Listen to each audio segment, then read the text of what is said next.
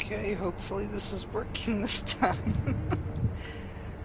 I've tried to do this a handful of times and it has failed or refused to actually record my audio, so hopefully we've got that going this time.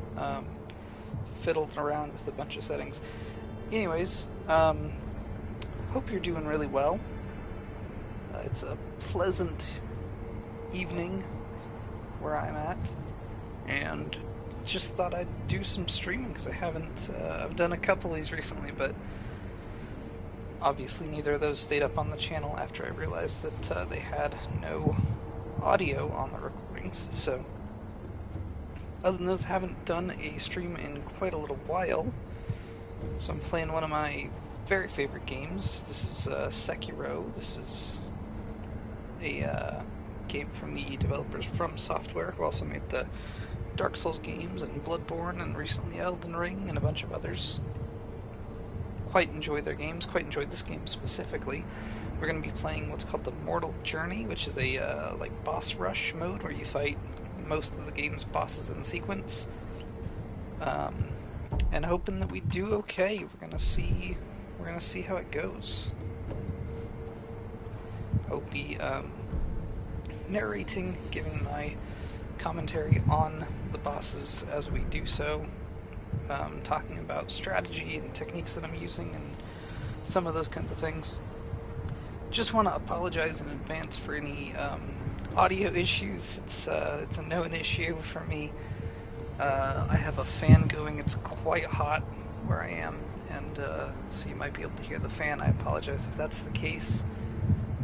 I've mentioned it in the past. I have a little bit of a deviated septum in my nose, so I breathe quite loud. So I apologize if that's distracting. If any of those issues make this stream more than you can bear, I totally get it.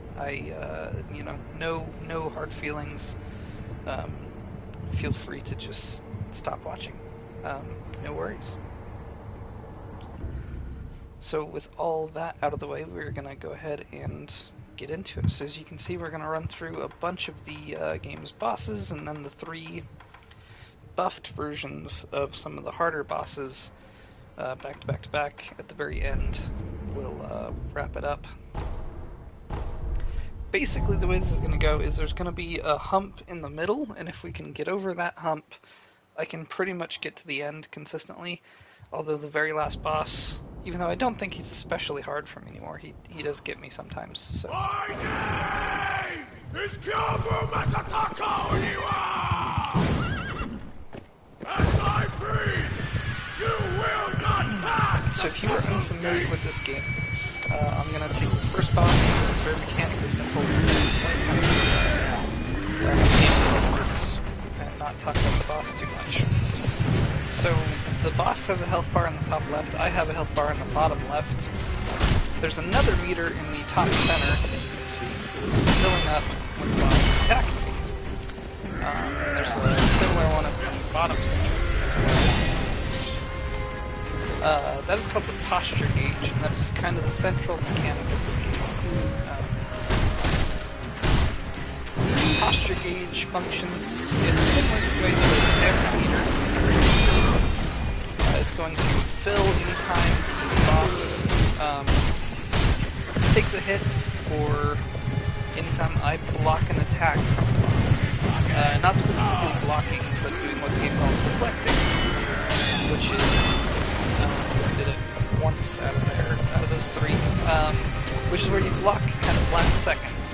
So right before the attack lands, I'll block, or I'll hit the block button, and then if my timing's good, I'll deflect, and that'll add to the boss's posture gauge.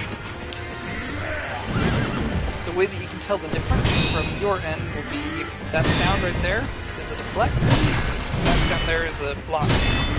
So if I'm playing well, you get more of the sharp sound, less of the sort of dull thud.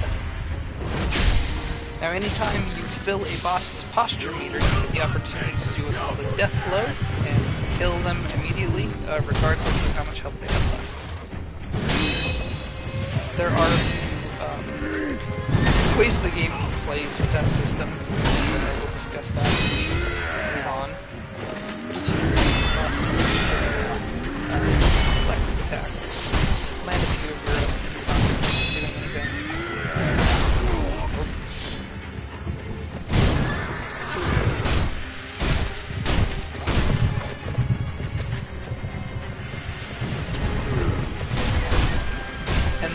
Number of red dots that you see up in the top left represents one of the boss's phases or lives. Player has a similar system.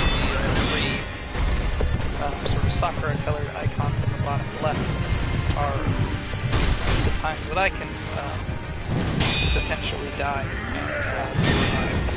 Or there's a little bit of caveat, which is that you need to kill a boss or an enemy generally. That's embarrassing. You need to kill a enemy, inflict a death blow on yourself before you get access to that. So you can see there where I've died once, now they're marked out with my other two lines. I need to get a death blow on this boss, and then once I do, I'll be able to revive again. It won't matter in this case because the boss is dead.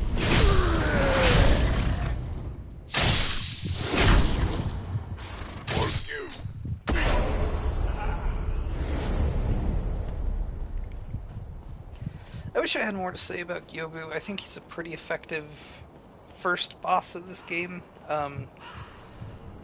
He's pretty straightforward, of course, as most introductory bosses are going to be in most games. He doesn't really have very much that he can throw at you that's going to catch you by surprise. But that's probably largely what you want out of a introductory boss. This is where things get a little bit spicy.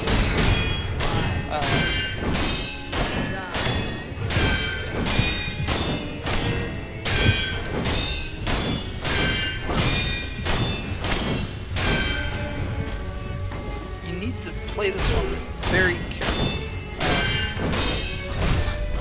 because of that right there. She will do that move, get too aggressive, and if you had started an attack, she starts that particular kind of counter, she will get you. She'll beat you every time, and then you'll take a bunch of damage.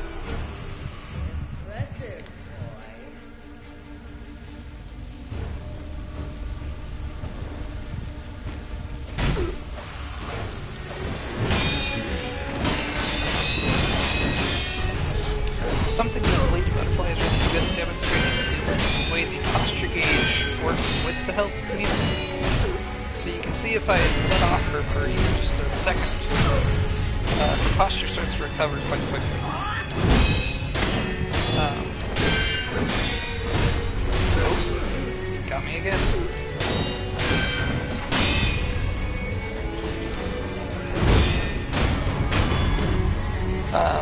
Didn't end up being much of a factor in that fight particularly. We stayed very aggressive and didn't really let her jump away. But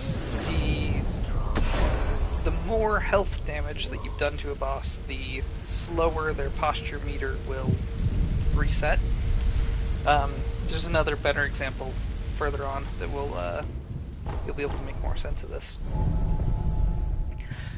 So in that regard, sometimes it's good to play really aggressively and try to stack as much posture as possible. Sometimes it's better to be a little bit more reactive, be a little bit more focused on dealing health or the impulse vitality damage.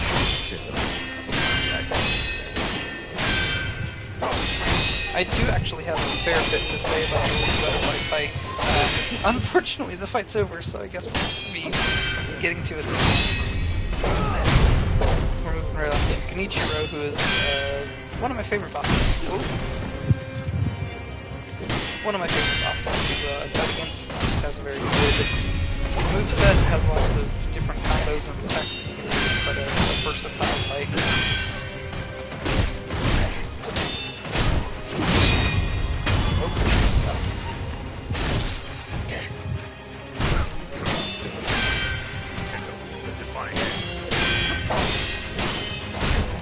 And in spite of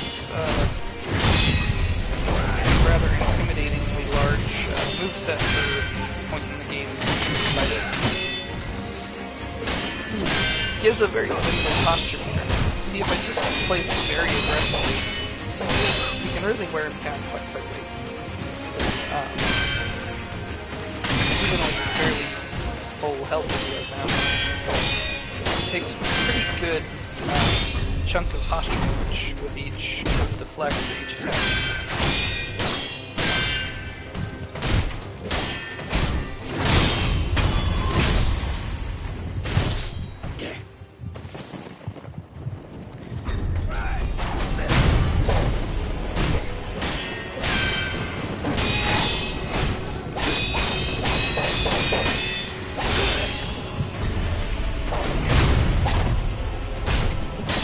Probably noticed the red symbols that appear above the enemy's heads every so often. Those are called careless attacks. Those are ones that I cannot deflect normally.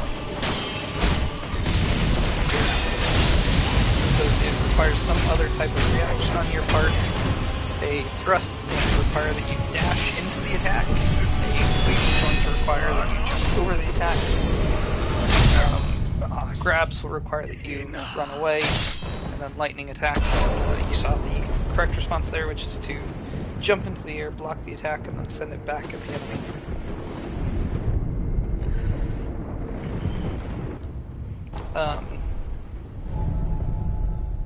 These are quite interesting because I suppose it's possible. I don't actually know if it's a different symbol for each different kind of attack because I can't read the little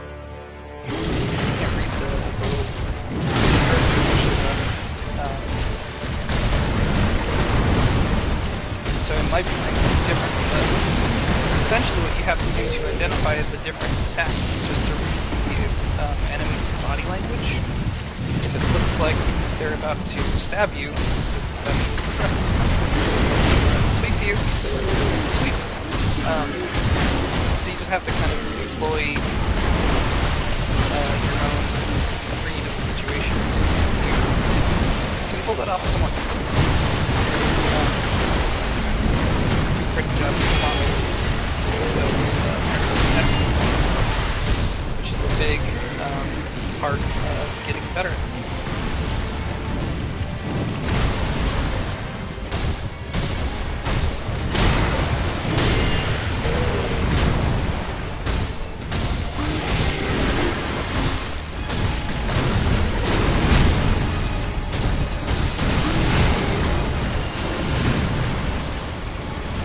My posture meter there almost filled completely. This happened once already, but when that happens, the next attack that you block will actually kind of put you into a stun state, in which you're very helpless to respond to these attacks. Interestingly, that will not happen once you deflect. So if you're good at deflecting, you can continue to play with a full posture gauge and not really too concerned about it.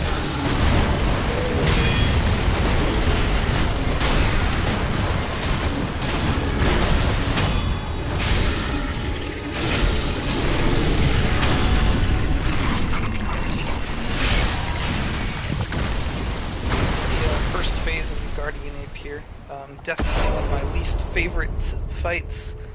Its attacks are quite difficult to read because it just kind of flails around. The second phase that we'll be starting here in a moment, there we go, is more easy to read because you just have to respond to the sword. The sword moves very fast,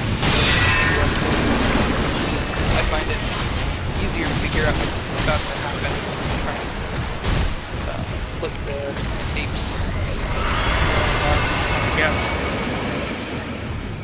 That attack right there is kind of the scary one of the phase.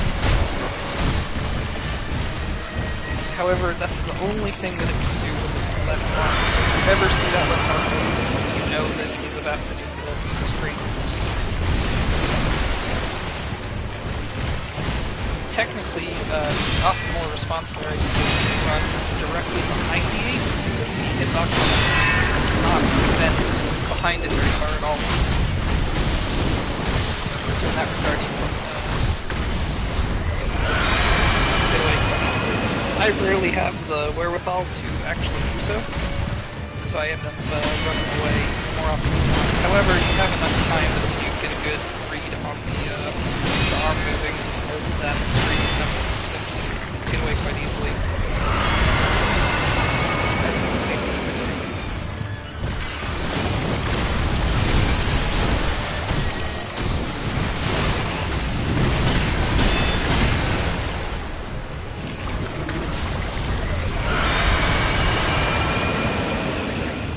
Much as I love this game, and I do, flawless hitboxes is unfortunately not a strength of it. It's much as I would like it to be. So the adaptation you have to make is just to play well regardless of whether or not the hitboxes are going to be good. Just reflect with a good time. If you're out of range or at an angle, just continue to play well anyways. But hitboxes are not feeling generous in that moment. They'll still be okay.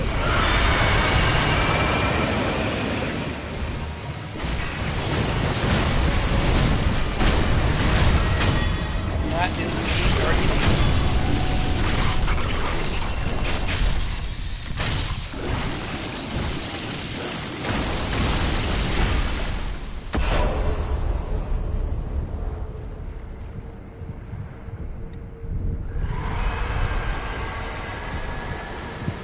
The first time I played this game, that was definitely one of the bosses that I died to the very most. And it was really just the first phase that was getting me. The second phase I don't think was especially difficult. Okay, here's the one that I was mentioning earlier that is the good example of how the, what am I looking for, posture and health meters interact. Because this boss has so much posture that, as you can see, it essentially regenerates instantaneously for as long as its health bar is full.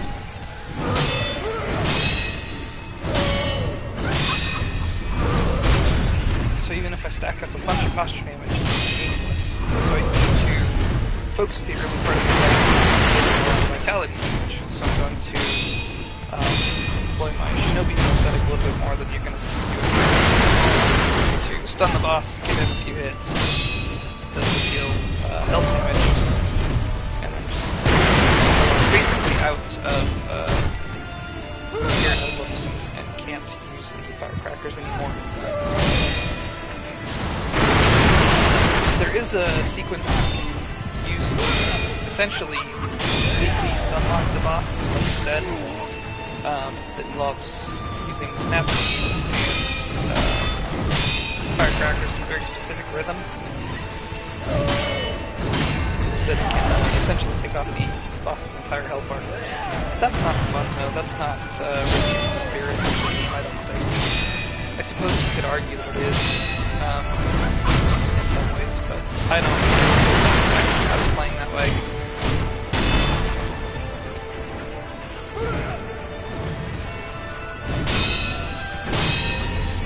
I do enjoy the corrupted monster. I feel like the Naginata that it uses has a very different sort of timing than most of the kind of sword-based enemies that you're going to fight in the rest of this Mortal Journey boss rush mode. Got a little too cute here, and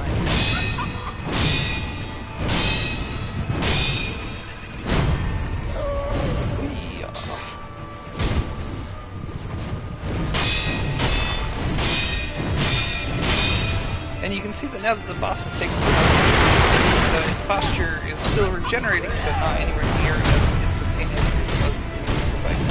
So what we're doing is working, although we're not quite at the point that we can strategy just yet. That attack is sneaky. It's kind of weird. You have to deflect that one pretty much perfectly to try to block it. I think it goes 3 hits.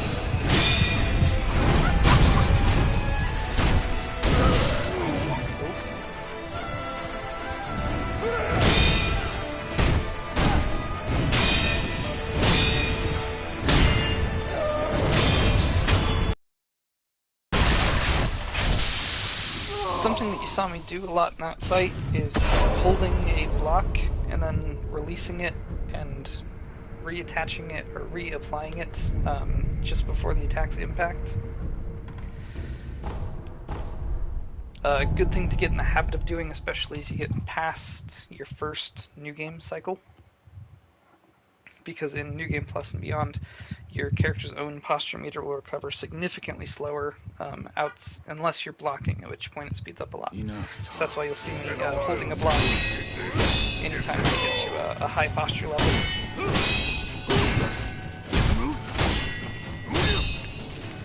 The owl here was one of, if not my very favorite, boss the first time I played the game. Unfortunately, I now consider this one to be almost trivially easy. I say it to be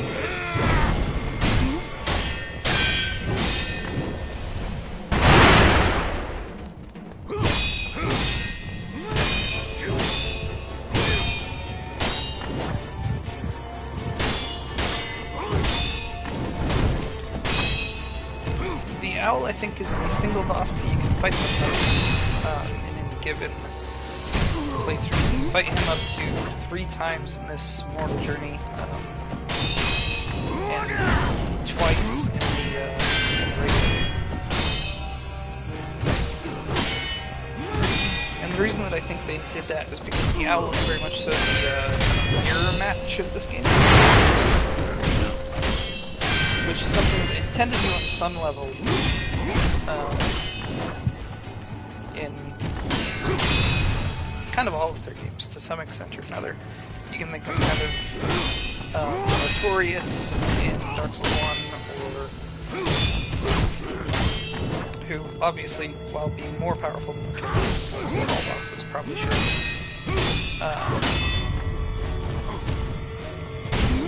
thihas very comparable abilities to player combat. Most direct example is Elden Ring, when you fight literally a version of yourself as a boss that will mimic you.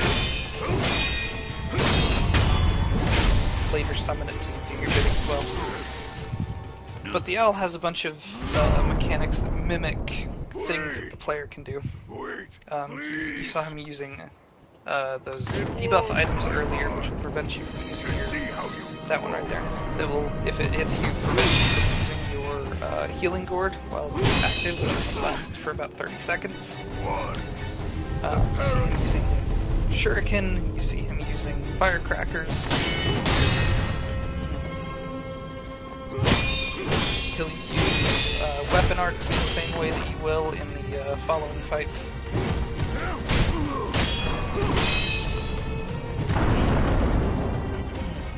And if you run out of stamina, you saw it happen earlier, he can do kind of a death blow-ish move on you, where he'll stomp on you and then stab you back.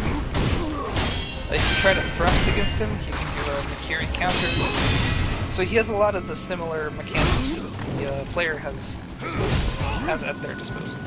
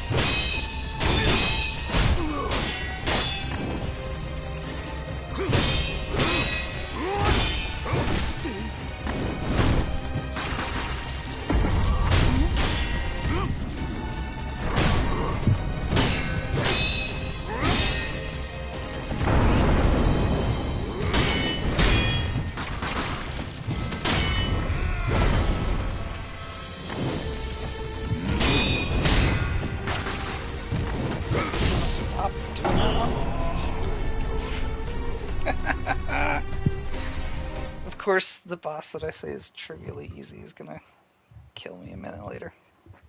Well, that's pretty good. Now, at least we died fairly early on into that, so I can justify doing this all again. And hey, maybe this gives me a chance to talk about the early bosses a little bit more.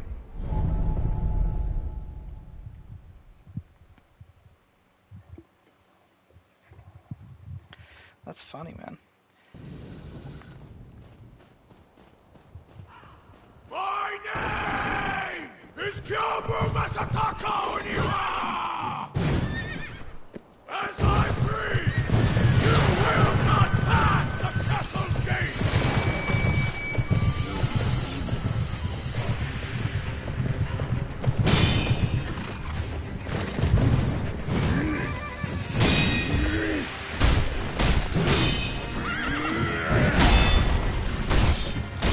Well, I don't necessarily have a ton to say about the mechanics of this particular boss fight. He is an interesting character from the lore, as is pretty much standard across the board for Sekiro. There's a much greater emphasis on kind of fleshed out characters and stories in this game compared to the other recent-ish From Software games.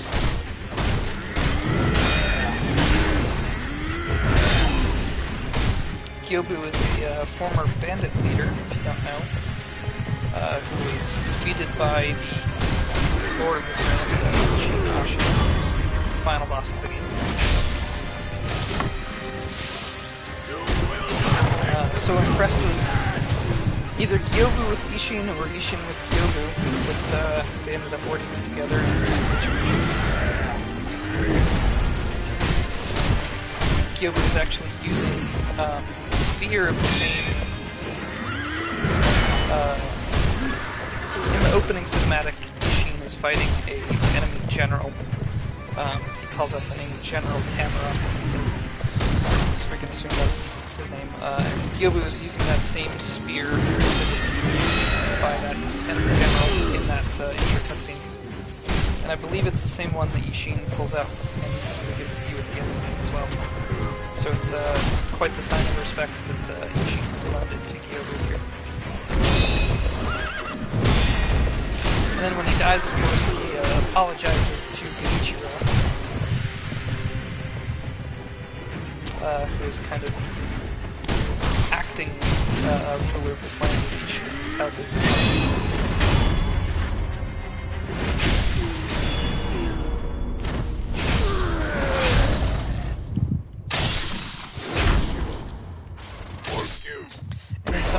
Soldier dialogues that you can encounter right before this fight, you can find that this is sort of the first line of defense that the Ashina has set up.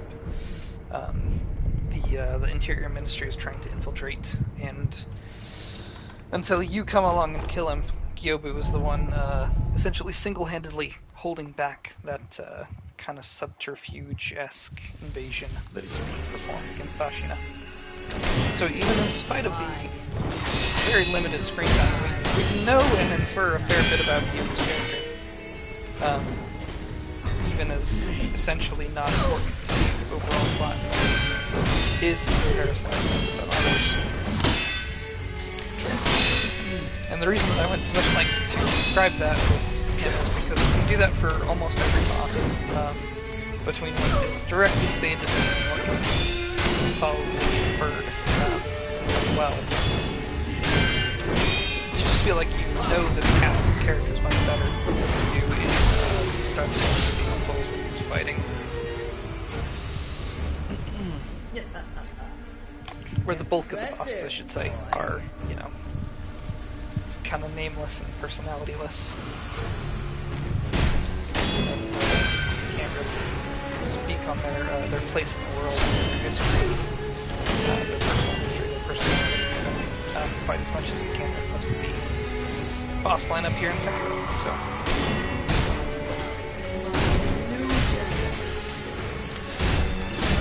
So Lady Butterfly got to actually use her central Phase 2 mechanic here, which is where she summons all these illusions to do her bidding. You can use an item called the Snap Seed to use spell illusions, which is the same reason the item works to stun Corrupted Monk that I mentioned across her a while ago.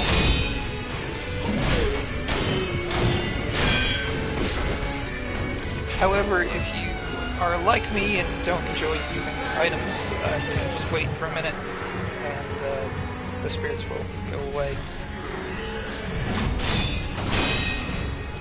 Although it often does come at the cost of resetting Levi's posture meter. Because as I mentioned, hers actually does recover quite quickly. That was a blowy block. I will tell you, this live commentary while also playing the game, it becomes a whole different kind of experience.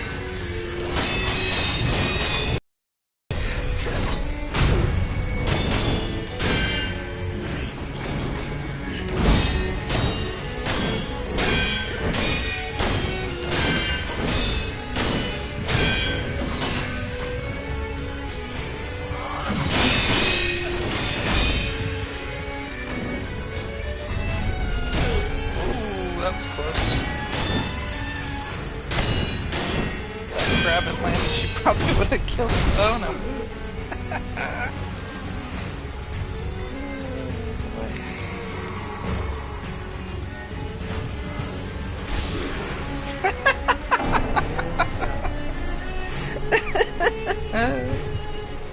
Oh man, this stream is going terrible. Oh well.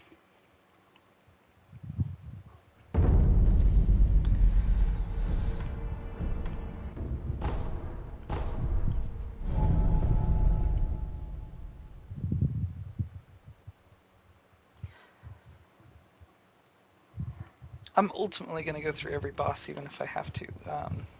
Like, if I make it to, like, the last 3 or 4, then I won't restart the whole thing from the beginning. But there's a way to select each boss, fight them individually, and that's what I'll do. But I do want to talk about each one of these ones before the stream is over. So if I could stop embarrassing myself to the early bosses that are supposed to be a piece of cake, really nice. We're not off to a good start in that regard.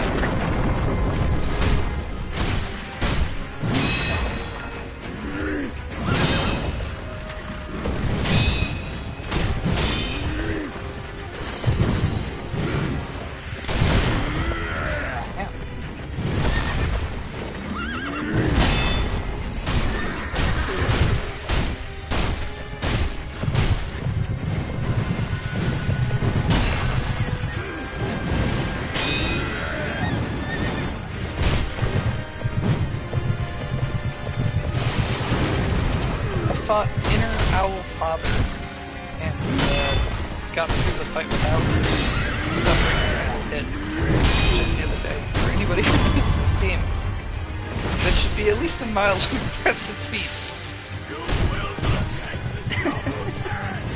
And yet, all these early game bosses, it's just showing up right now.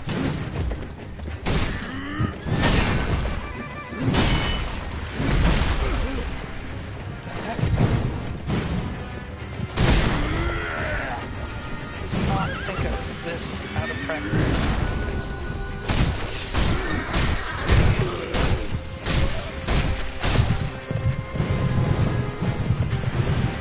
Oh well, hopefully it's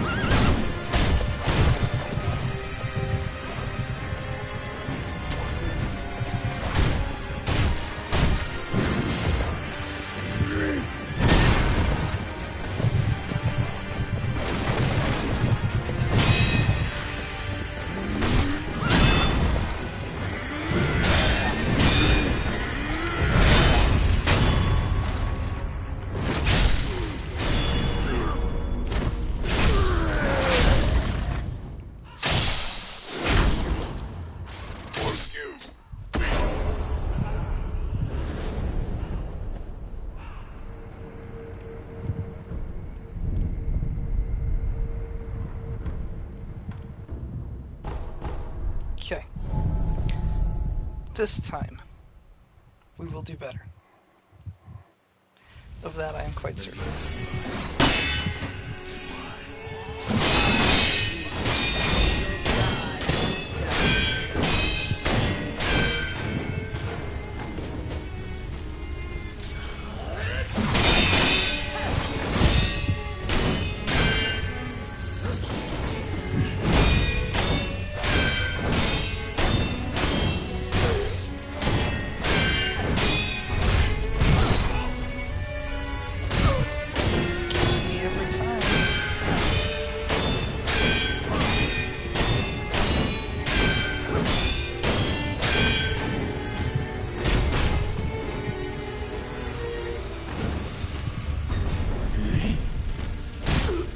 Jumped up on her little shinobi line like that, you can actually throw a shuriken at her while she's in the air and knock her right back down, although the timing on it is rather precise.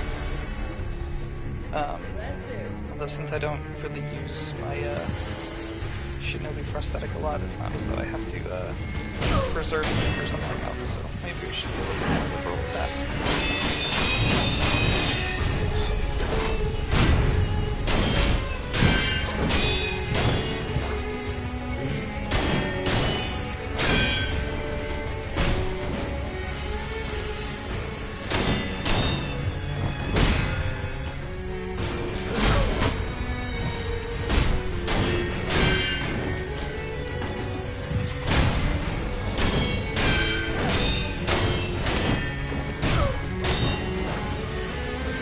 Trick to it is to land it while she's not on the wire, but while she's actually in the air.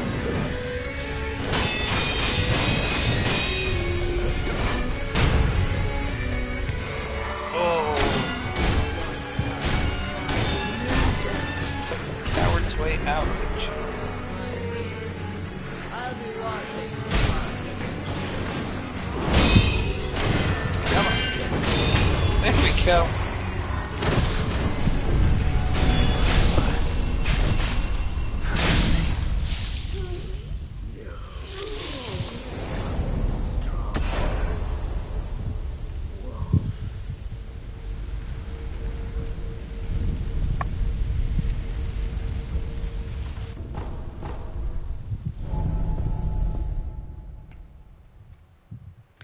To piggyback off of what I was saying earlier about Genichiro, I think he's a really good early game boss because of the both because of his rather large set and also because of the way that, as I mentioned, his popping meter works. By the point that I got to him, I was still kind of trying to play this game in sort of a Dark Souls kind of manner, in which case I'm usually a lot more patient, a lot more careful.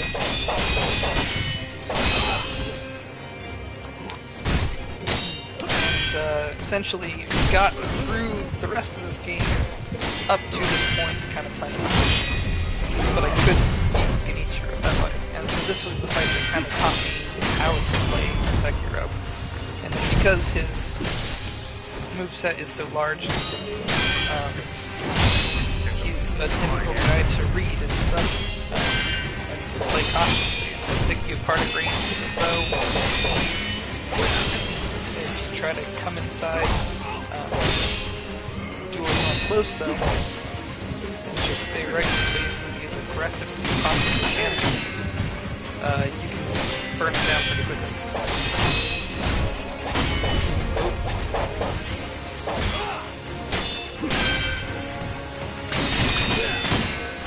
Here's an interesting thing that I have a chance to show here. If you heal, he'll pull out his bow. He can't actually hit you with the bow. His animation to draw the bow takes longer than your animation to heal. So if you just heal and then just hold block or move out of the way afterwards, he'll miss every time. The only way that he can hit you is just kind of panic and try to rush something and make a erroneous move. But if you just stay calm and hold block after done healing, he can't actually hit you with the bow as long as you're at least a good range, like I was saying.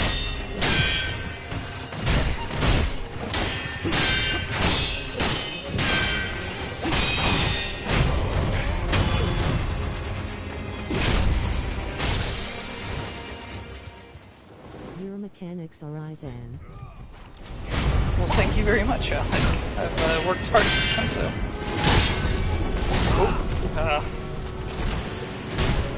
Hopefully insane in a good way.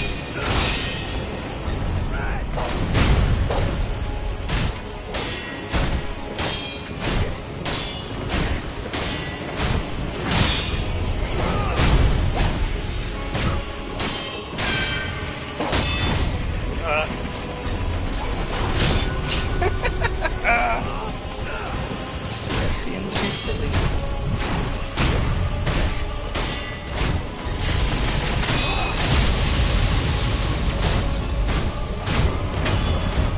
And there we go.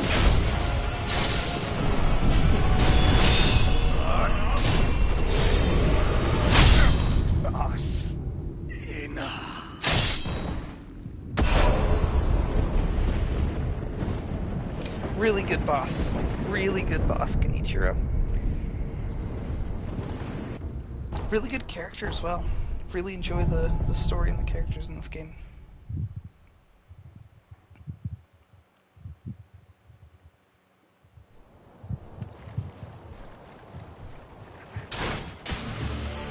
Oh, we took off our spear.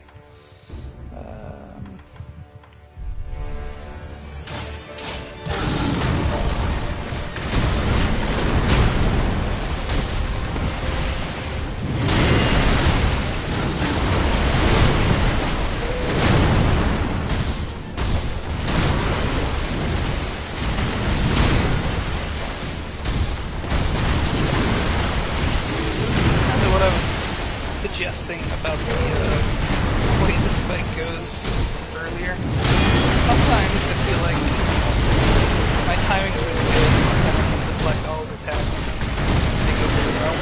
And other times it goes more like this and I just struggle with his movements in this fight. One of the rougher rounds. There's a rematch against him later that is definitely my favorite fight in the entire game. The reason is less because of the save specifically. We'll see more of that when we get it up.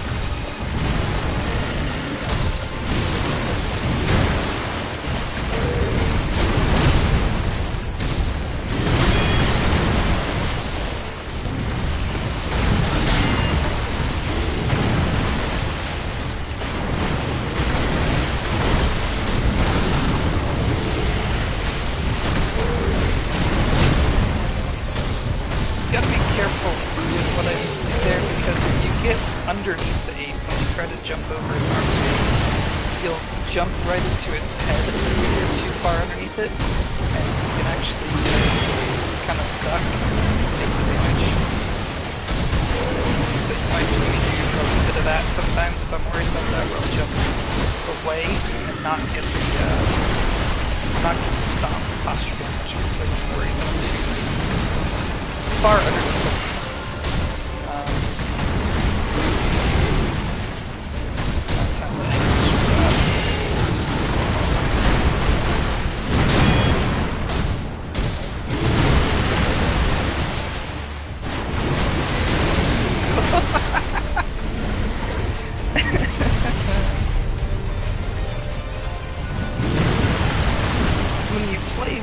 Mortal Journey,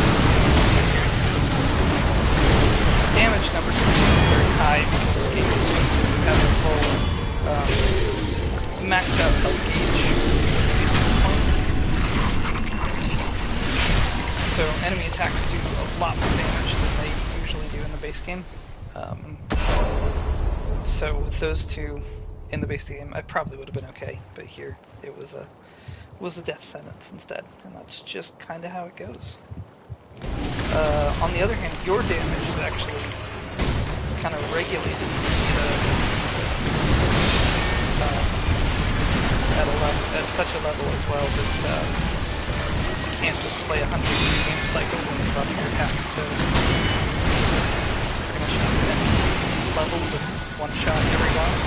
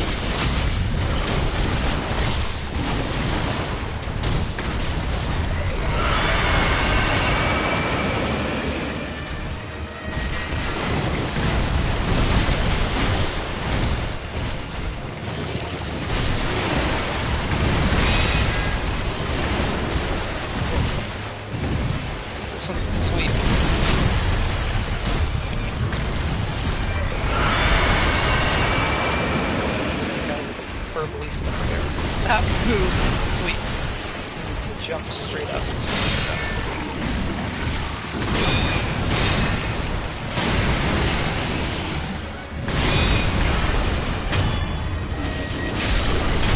Nice, easy second phase.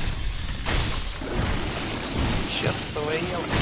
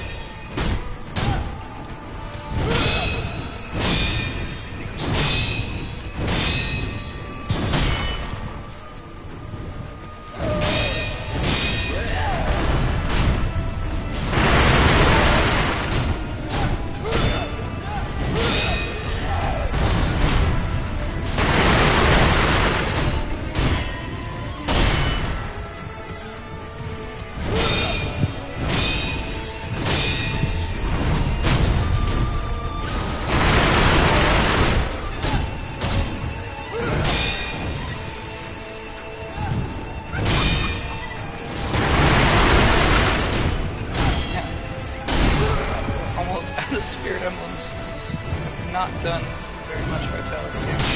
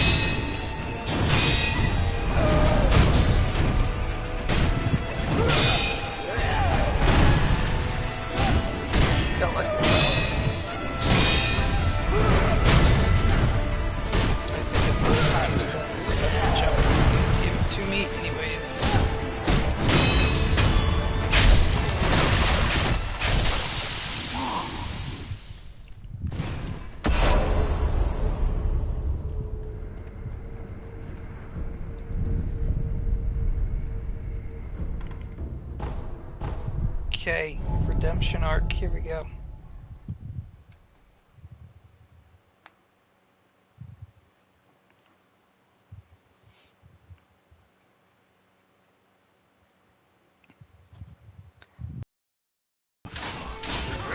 Since we did this, give me your all. Now we can.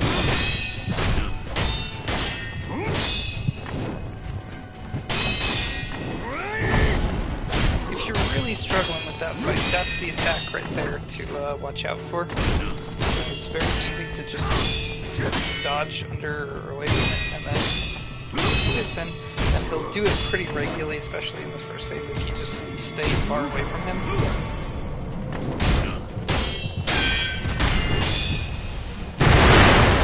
That's my favorite attack that he does. Figuring out that counter that I just did that I saw took me forever, but it's so satisfying to pull off.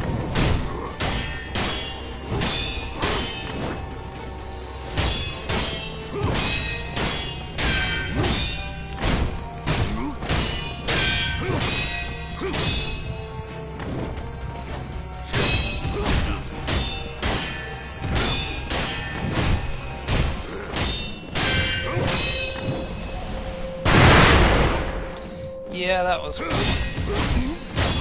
bad positioning on that particular instance, and I didn't react well either.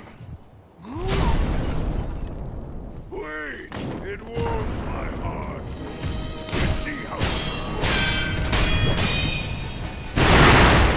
Oi.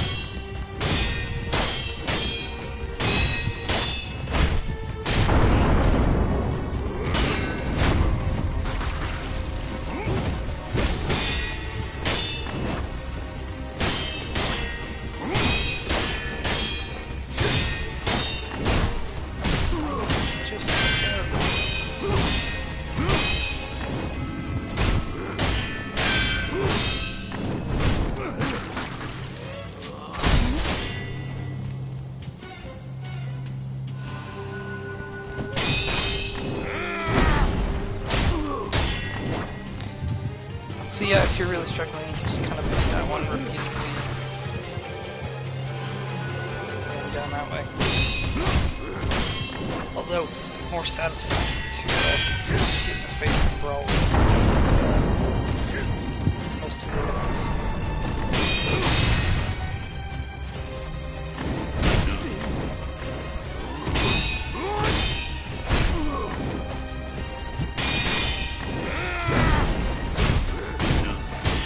Can deflect the overhead slam as well, although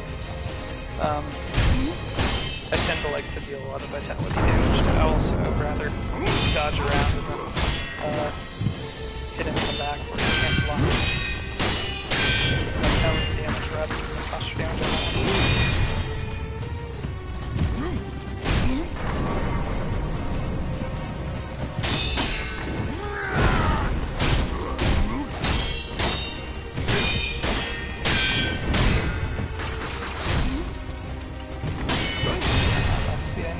Up to there. He'll do a technique where he'll recover a bunch of posture if you let him sit behind his acid shield for too long. It's pretty common for him to try to do that when he has a high posture. But if you have a shuriken ready and waiting, you can throw one or two at him. It'll deal damage and prevent him from doing the technique.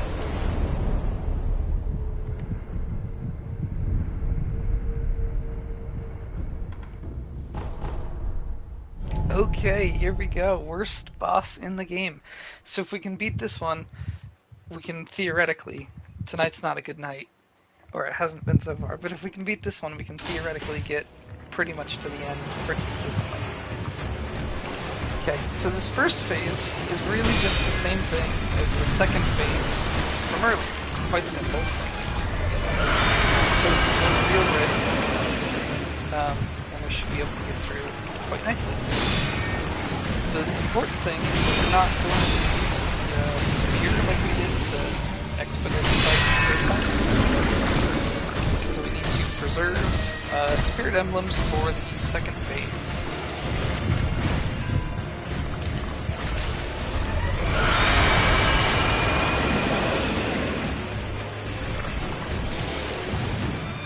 I'm just in my own head about running behind him. When I jump the line, like it's just objectively so much easier to just run behind him, where there's a non-hitbox basically, and I run away from it into the longer hitbox every time. Probably need to see a psychiatrist or something about my inability to just take the easy way out, put myself out of danger. I could have done it there. I didn't. I don't know why. I don't know why. Okay. So in the second phase, he's gonna call his friend. And now you have to fight both of them at the same time.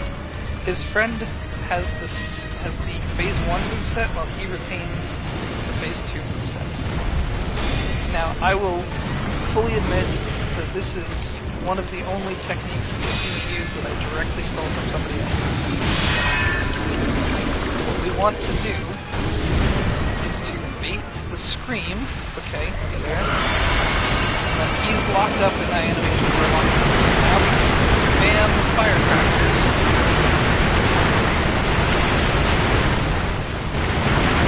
Hopefully kill his friend. Okay.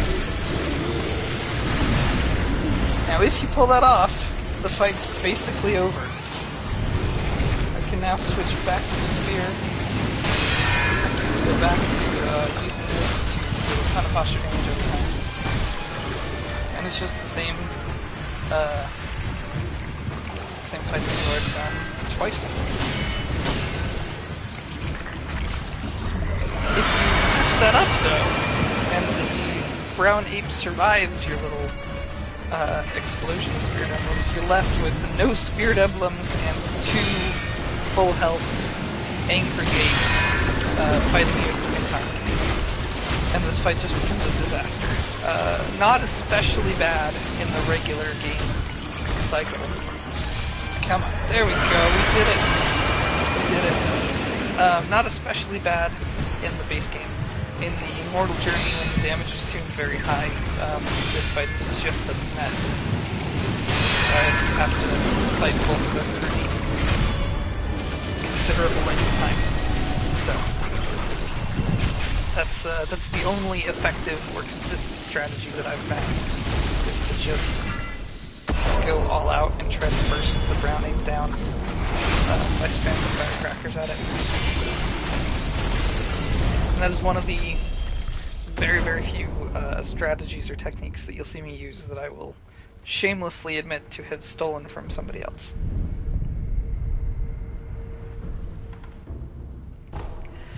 Okay, so Headless Ape is pretty tough because it's just a mess. These next 2 are tough because I have very limited experience fighting them. Neither one of them is necessarily that bad. I just don't have a lot of experience against them, so we'll see how it goes. You only fight these next 2 bosses if you do the Shura ending, which I don't think I'm unique for saying I don't really go for very often. And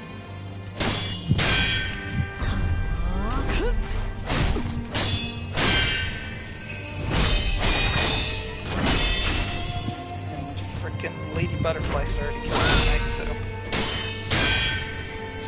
it's an off night already. We'll see how this goes.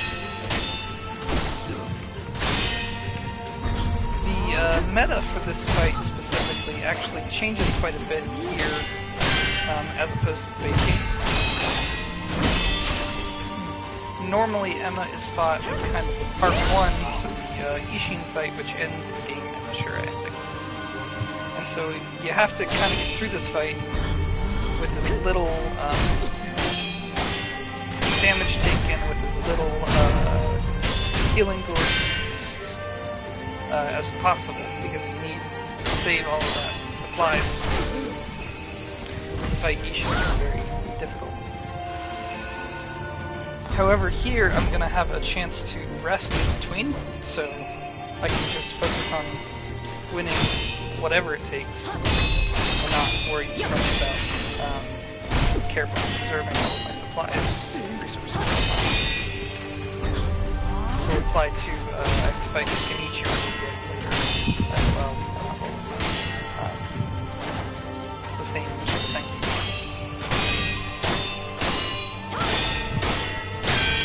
Emma's quite a good boss to fight at this point, from a gameplay perspective, because a lot of her moves are similar to what Ishin is going to use. Her thrust looks very similar to Ishin's, her grab looks very similar to Ishin's. So you kind of have this warm-up phase where you get to see a lot of the moves before Ishin uses them on you at a higher speed with more intensity. That's another move that Ishin shares.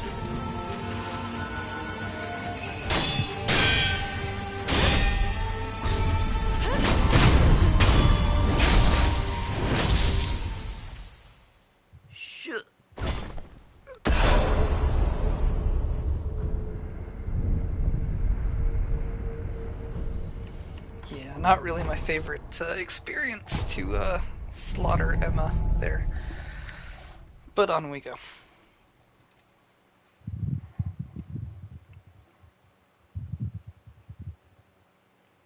Shura. I never feel your kind again!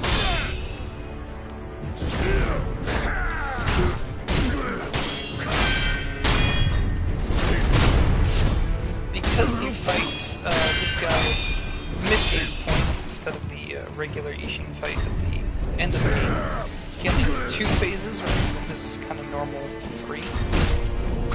Oh, that was close.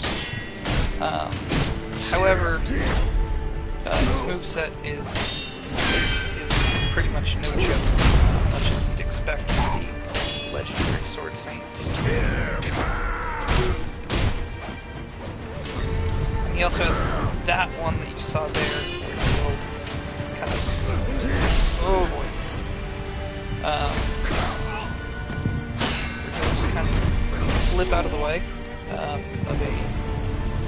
of your first attack, and if you're not aware of that, he will go immediately into a counter, and if you aren't cognizant of the fact that he's going to do that constantly, take off large parts of your health with just that technique.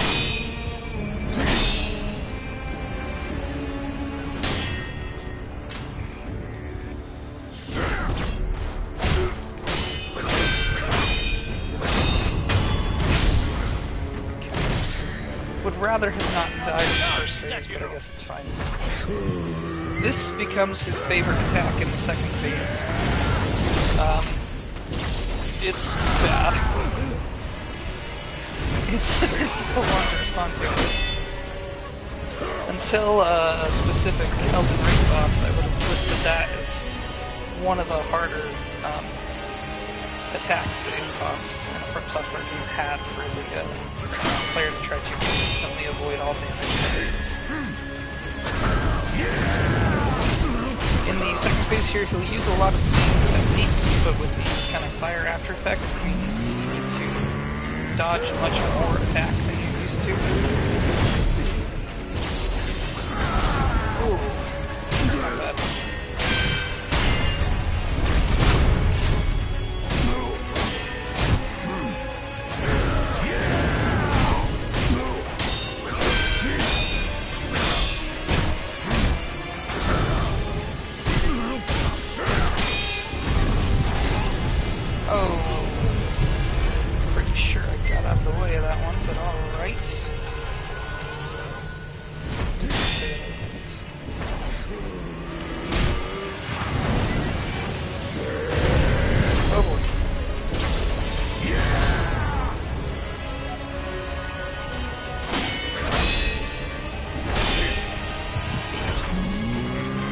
Again.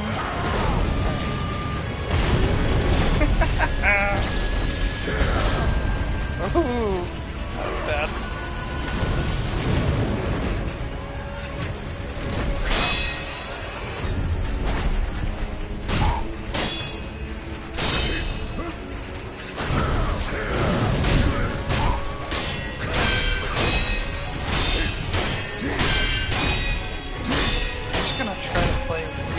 Aggressively so he can't do that again.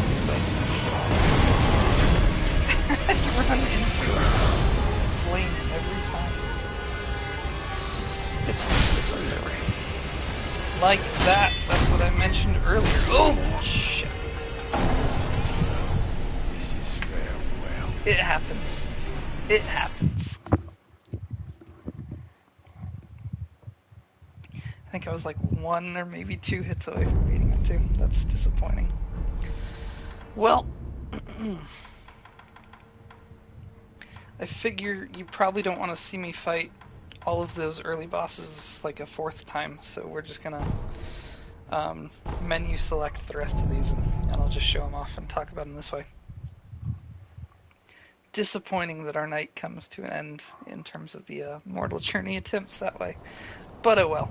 This is one of my very favorite bosses. The setting is just gorgeous.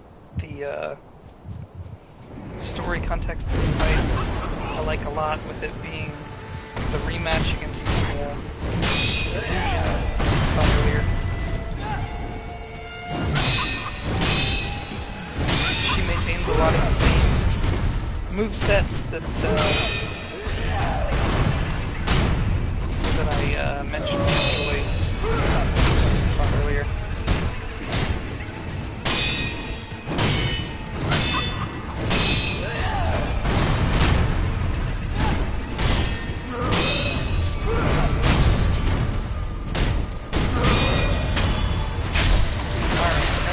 Phase has a neat little trick to it. This starts happening. You jump up here, you look down, find her, lock on, jump down, and then do it after that. You can instantly end the second phase that way. If you don't do that, you have to go through this nightmare section which spawns up the buttons and hits you from the fog and just takes off a bunch of heal stories. Bad response. Bad response from me. That one right there is the scary attack for this fight. That one will inflict a status on you called Terror, which if it fills will instantly kill you. So you gotta avoid the terror attacks. Not like I did right there.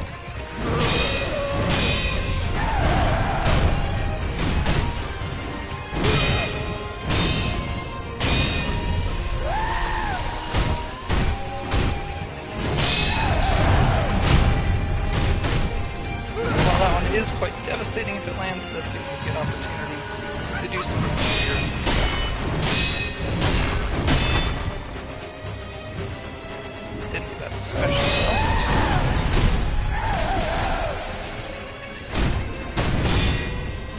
That's the terror meter right there. That's center screen. A little lower. See how close that comes to filling up just from taking one of those attacks. Luckily, we made it through.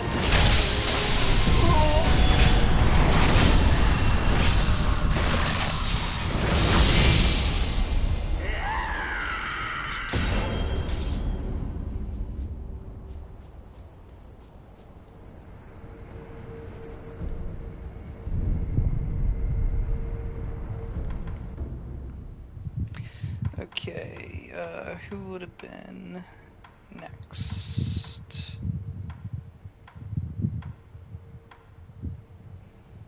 Probably Owl Father, right? Yeah, we'll do Owl Father.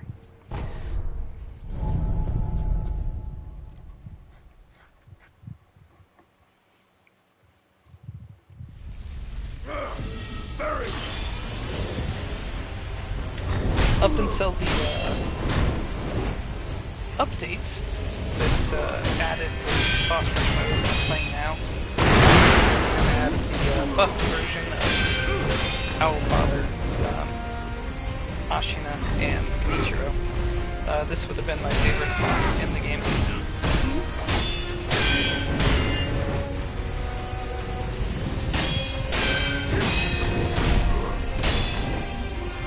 His moveset is quite a bit larger than the fight on top of the tower.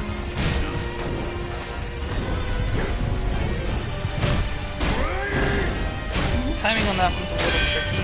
It's a small pause, big spin dodge. Nail that, that attack becomes quite a good one.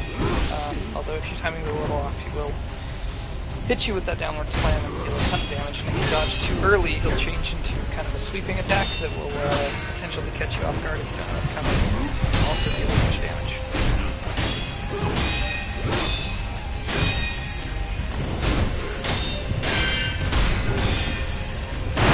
I quite enjoy the react to the way that you try to counter that move. It's some of the little touches like that that this combat system has.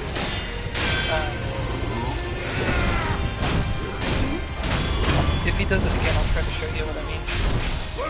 That you can kind of mix up that move into a different one in the try to dodge too. So little touches like that.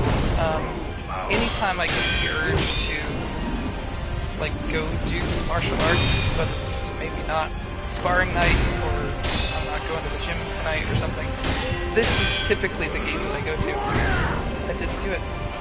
I told you guys I would do it, and I didn't do it. I'm sorry. This is the game that I go to in that situation, and it's little touches in the combat system like that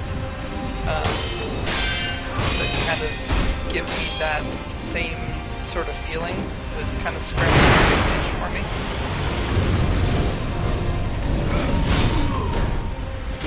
That gets me thinking about sort of real combat, really, you know, challenging another opponent and having to figure out their techniques and your own to overcome them. It's a feeling that can't be emulated or captured in my experience. So this game can kind of come close to that for me. Is very high praise on my part.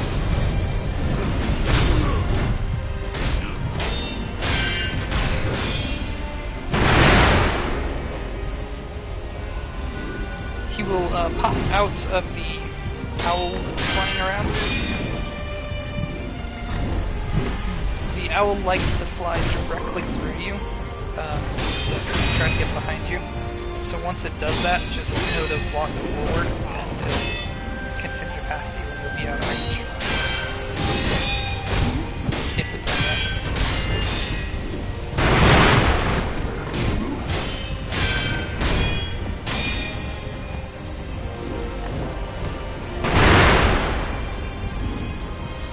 That.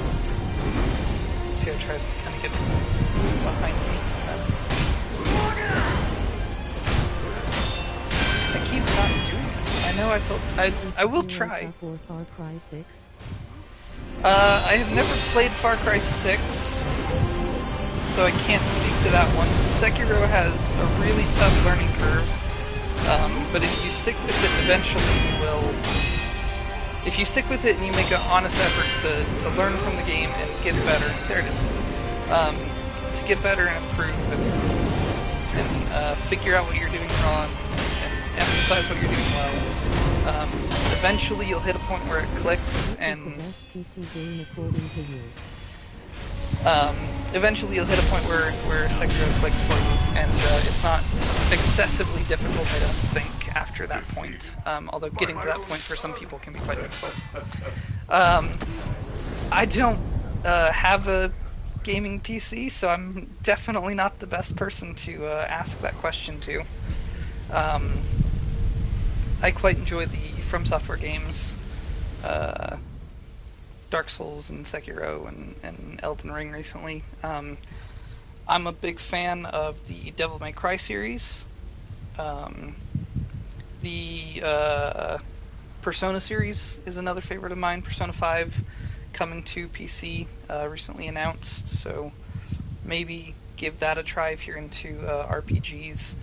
Along the same lines, the Trails series, Trails in the Sky, and then Trails of Cold Steel.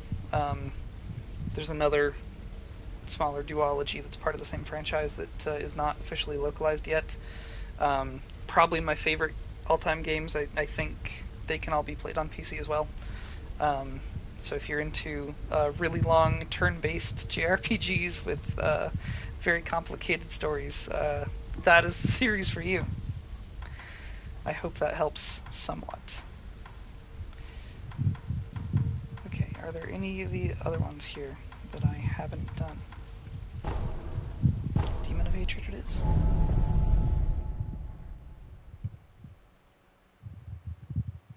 Are you guys able to hear me, by the way, as I'm speaking? My microphone was not working last time I tried to stream. I would love to know if you're actually hearing these responses that I'm giving.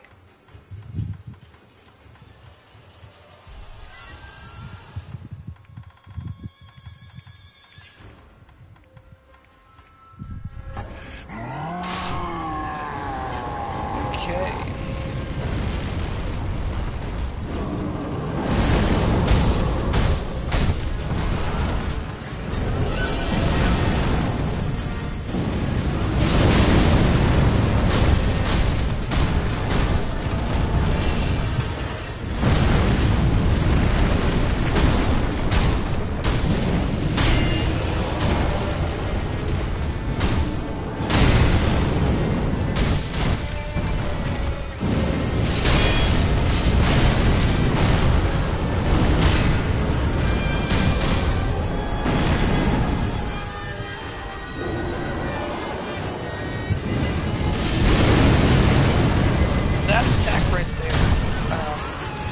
feels like bullshit, and I understand that feeling.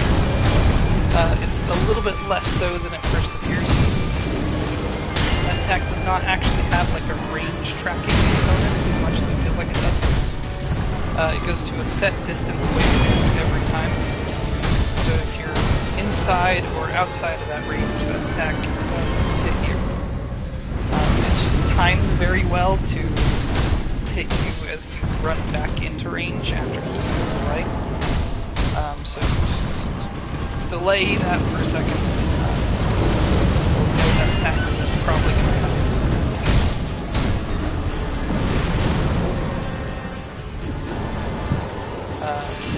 More consistent. Not get hit by it. Bad example. One second.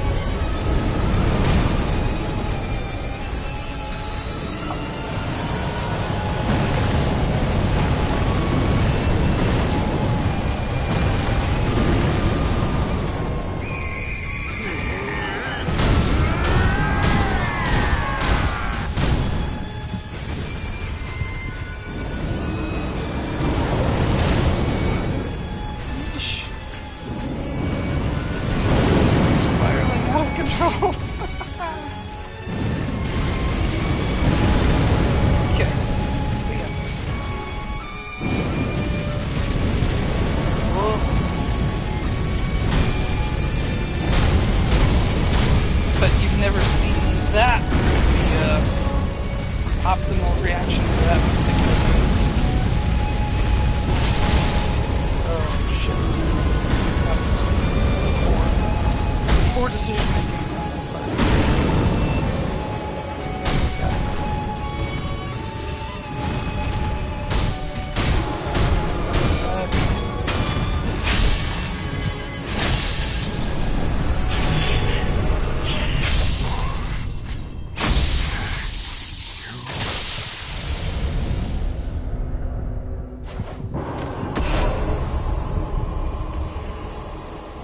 You will often hear the claim that that fight doesn't really work with Sekiro's mechanics. I think I can see some merit to that point, assuming you fight him just completely normally. But if you... Hold. apologies, had to sneeze. Restore us They to glory. use the items that you saw me using there to counteract his flame attacks. I think that fight works well enough. Not my favorite in the game necessarily, but I don't think it's as bad as some of them. Allow Asina to be crushed.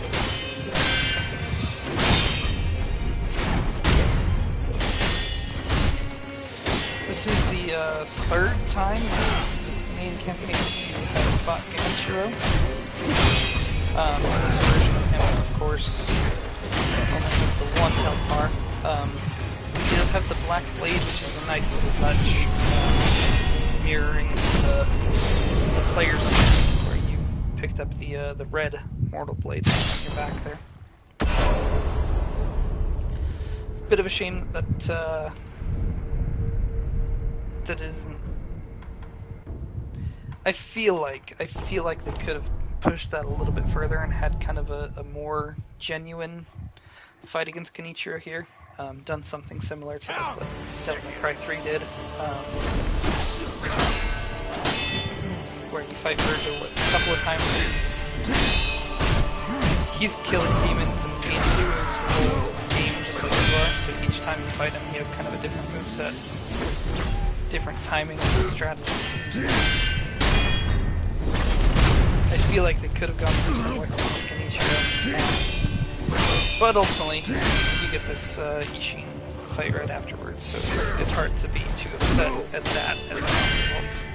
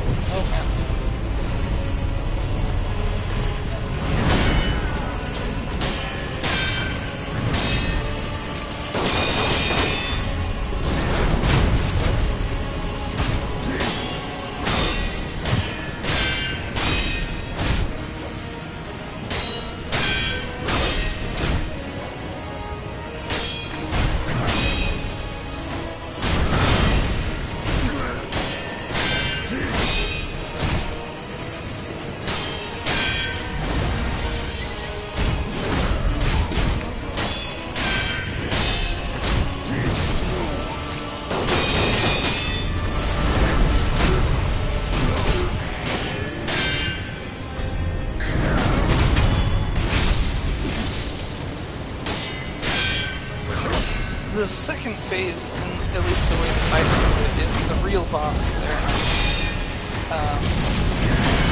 Third phase, he has lightning attacks that you can just throw back at him, which do a massive amount of posturing and health damage. If you throw 2 or 3 of those at you, that'll do the majority of this phase's damage for you. So, it's substantially easier to finish this phase out than to the second one.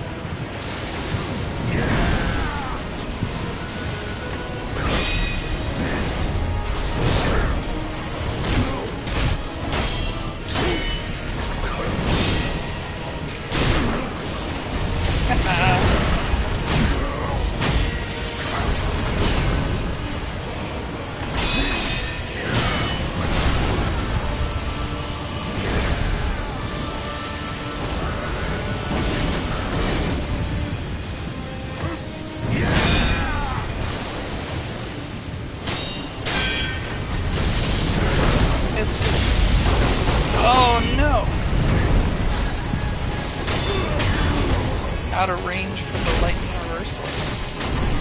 What a cinematic ending that would have been. Shame. We will be fighting Ishin again in a couple minutes, so.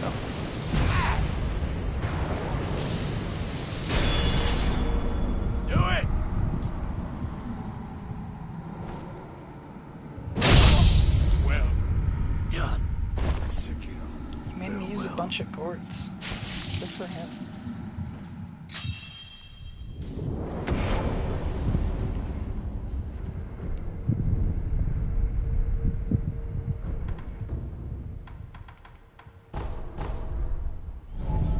Okay, the inner fights. These were the 3 fights that were added post-release. These are at the end of the various boss rushes that you can do. These are buffed versions of some of the game's bosses. Starting off with Genichiro. He is definitely the biggest difficulty spike from his regular version to this version. He has a bunch of new moves, a new opener, he has a bunch of little variations of his combos that he'll do.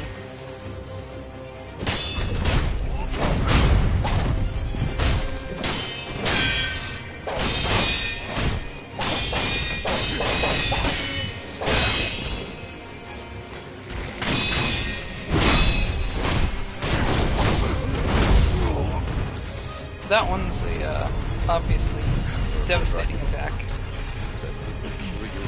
Interestingly, it will not.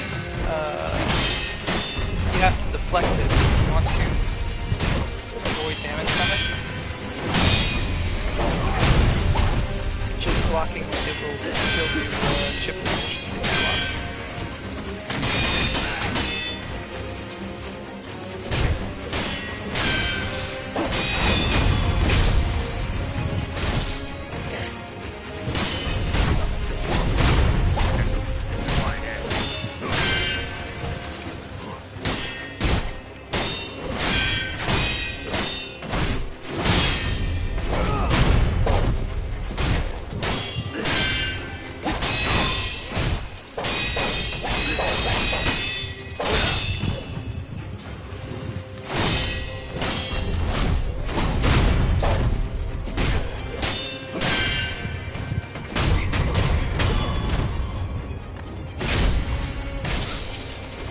Bad. Now in this phase there's a very interesting little addition, which is that Genichiro now also knows lightning reversal technique. So when he throws lightning at you, and you throw it back at him, he will now repeat and throw it back at you like this. Have to lightning reversal twice. Definitely can catch you off guard the first time, but once you know what's happening, twice in a row.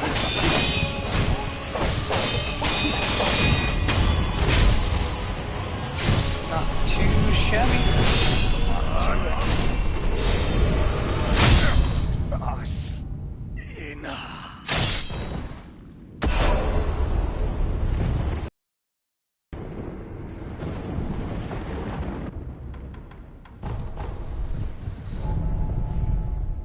Okay, now we've got Inner Owl Father. As I mentioned, I did this fight not actually entirely hitless. I did take one hit. Oh, we didn't rest in between.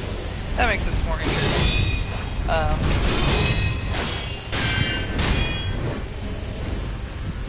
So he now has access to a couple of new Shinobi prosthetic tools, notably Miss Raven right there. The real nasty trick is going to come in the second phase, though. So for now, I'll just talk about the Miss Raven.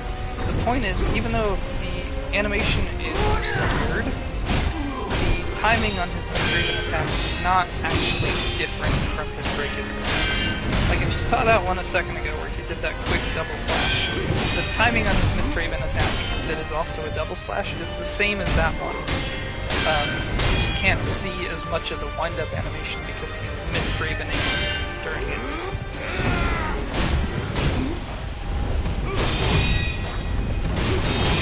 But it's the same timing. And that pretty much applies to everything that he does in Misraven. It's just obfuscation. It's not actually changing anything about what's happening mechanically.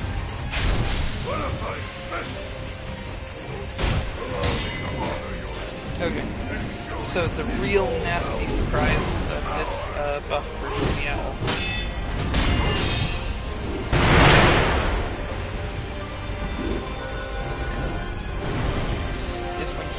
makes it, when he lights it all on fire, it throws it at you. Now in the regular version of this fight, he always throws it such that you need to jump over it. In this version, he sometimes throws it in such a way that you need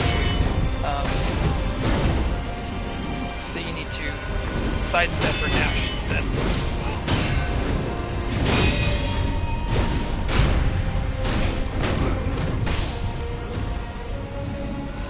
Well, that was quite a poor show. Okay, so here, I didn't get the perilous attack indicator, so I knew that I needed to sidestep instead of jump. Which is the easiest way of dealing with it that I found.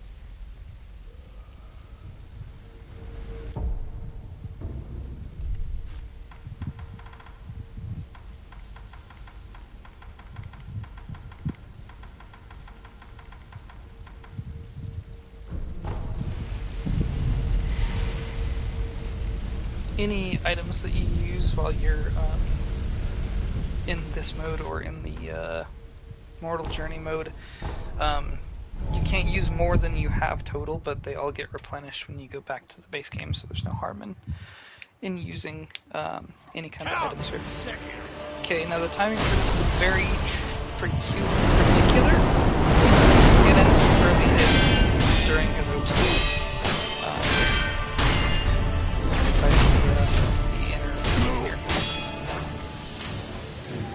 I would say this is probably the version, or the fight that has changed the least by beating the inner version. So pretty good against Yishin, and why wouldn't you be, quite frankly? Yeah, you should have plenty of practice against him. If you're pretty good against him, then the inner version is not really different or whatever.